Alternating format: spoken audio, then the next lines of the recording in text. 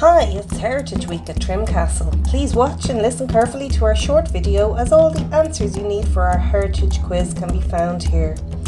The quiz will take place on Heritage Sunday, the 30th of August on our Facebook page from 10 a.m. You can enter by sending your answers in via direct message to the page or by emailing them to trimcastle@opw.ie. Winners will be announced on our Facebook page, and this video will disappear 24 hours before the quiz commences, so don't delay. Play today.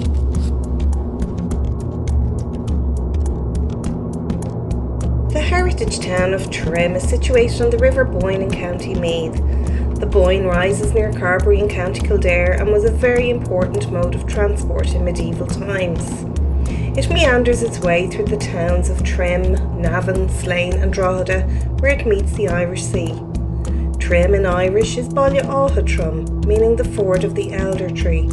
It was an important fording or crossing point on the river, and as such was an ideal place for the construction of Ireland's first and largest Norman castle, which was built almost 850 years ago. When you visit Trim Castle today, you will walk up a sloped stony causeway to enter via the Trim Gate entrance. Back in the day when the castle was at its most majestic, this great gatehouse was even more impressive than it is now. It contained many of the defensive features typical of Norman castles, including a water-filled moat spanned by a drawbridge which was on a roller system and was protected by murder holes, a portcullis gate, stabbing ports and plunging arrow loops. Above this you will find the guardhouse where soldiers would lodge. It was also the location of a prison, often referred to as an oubliette. This gets its name from the French verb oublier, to forget, as you would soon be forgotten if you were thrown in. If you were lucky enough to be admitted to the castle through the gatehouse, the huge keep was immediately facing you. This is the main building on the inside grounds of the castle. It is where the Lord Hugh de Lacy resided with his family. All the business of the lordship was conducted from the Great Hall of the keep. The keep is a uniquely designed cruciform or cross-shaped 3-storied building, which took approximately 30 years to complete. It featured a large centre tower and 4 smaller towers, each with a special purpose. The north-facing tower contained a kitchen area, likely chosen because it would be the coolest. The east tower is the location of the only entrance and is where you will find the chapel, a very important place in medieval society. In the south tower were bedchambers, including that of the constable of the castle. And finally, the west tower was home to the lord and his family. This was specially chosen as it was furthest from the front door and also received the setting sun, and therefore was the warmest area in the castle. The only entrance to the keep is via a heavily guarded staircase to the first floor. On admission through heavy oak doors, you entered into the vestibule or disarming room. Once the guests laid down their weapons, they were brought into the great hall.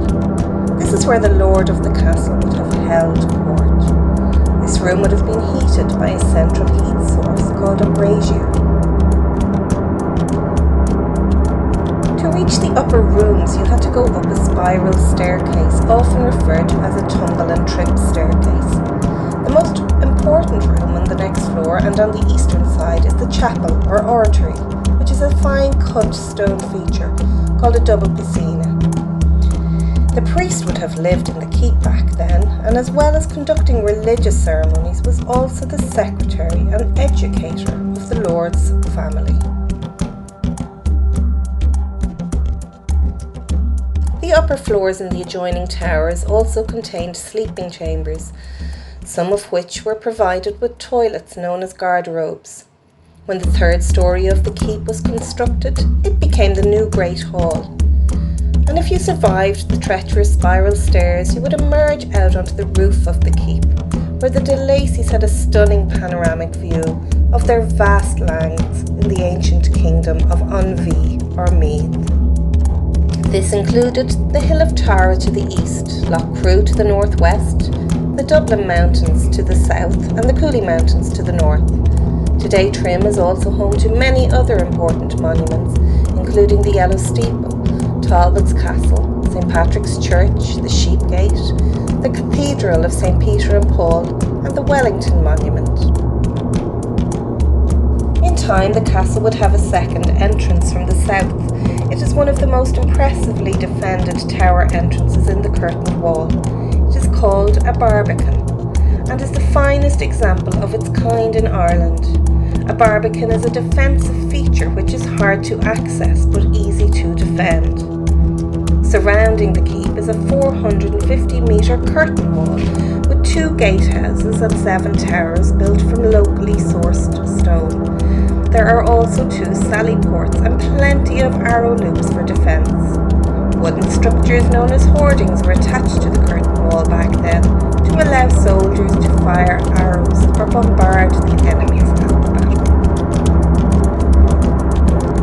As you enter the castle grounds, to the left you can see the remains of the third and final Great Hall, which is attached to the Magdalen or Solar Tower.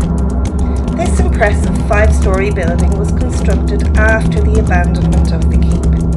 This provided accommodation for Edward and Philippa Mortimer after their marriage. This Great Hall was much more efficiently designed, with the kitchen situated directly below it and an undercroft beside it, which provided access to the moat for deliveries of food and beverages. Over time, the importance of Trim declined in significance as power moved towards Dublin. The castle gradually fell into a ruinous condition and it was purchased by the state in 1993. Mel Gibson's film Braveheart famously used Trim Castle as one of its set locations in 1994, and lots of local people were lucky enough to be extras in this epic movie. After extensive excavations and restorative works, it was opened to the public by the Office of Public Works. Thanks for watching our Heritage Week video. We hope you enjoyed it and wish you all the best in the upcoming quiz on Heritage Sunday.